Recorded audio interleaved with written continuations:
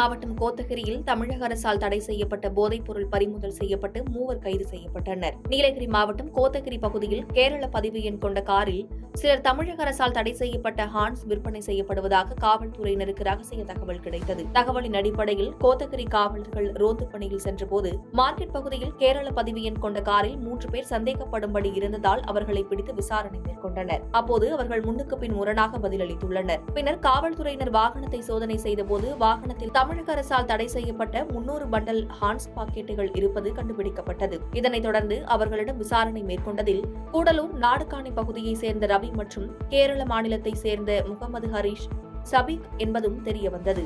கர்நாடகாவில் இருந்து கடத்தி வந்து கோத்தகிரியில் விற்பனை செய்து வந்ததும் தெரியவந்தது. இதனைத் தொடர்ந்து மூவரையும் கைது செய்த கோத்தகிரி காவல்துறையினர் குற்றவியல் நடுவர் நீதிமன்றத்தில் ஆஜர்படுத்தி கிளை சிறையில் அடைத்தனர். மேலும் கடத்தலுக்கு பயன்படுத்திய வாகனத்தை பறிமுதல் செய்தனர்.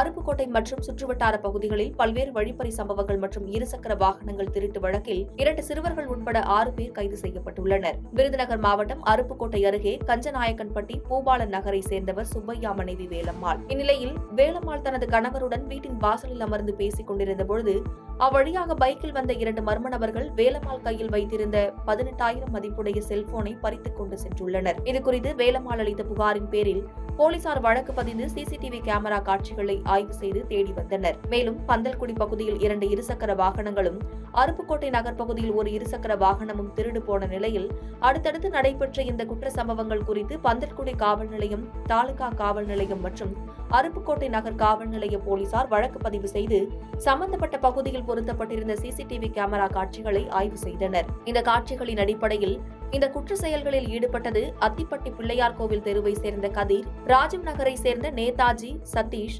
செம்பட்டி பகுதியை சேர்ந்த தனுஷ், 2 17 வயது சிறுவர்கள் உட்பட 6 பேர் இந்த குற்ற செயல்களில் ஈடுபட்டது தெரியவந்தது.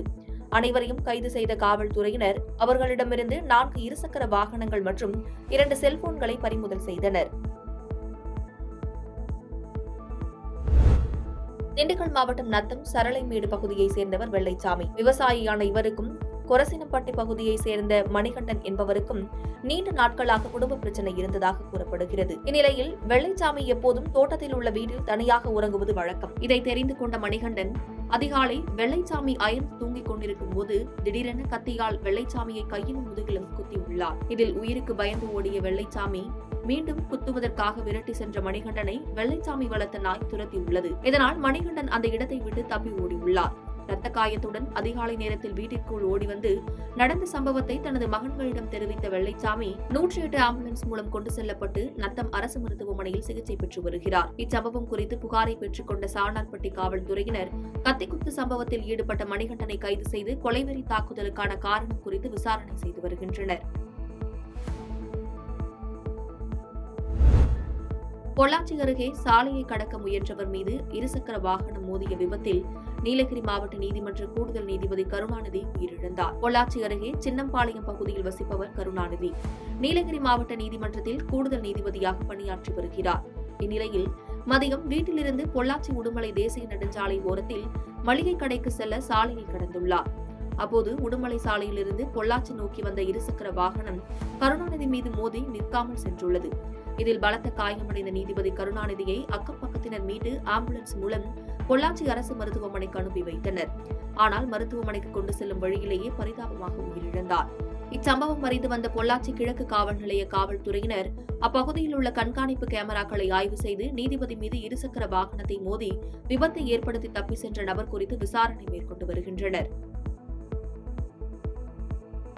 பாதகம் செய்பவரை கண்டால் நாம் பயங்கொள்ளலாகாது பாப்பா, மோதி மிதித்து விடு பாப்பா, அவர் முகத்தில் உமிழ்ந்து விடு பாப்பா. அண்மை செய்திகளை உடனுக்குடன் தெரிந்து கொள்ள இணைந்திருங்கள் இயம்நாடு தொலைக்காட்சியுடன்.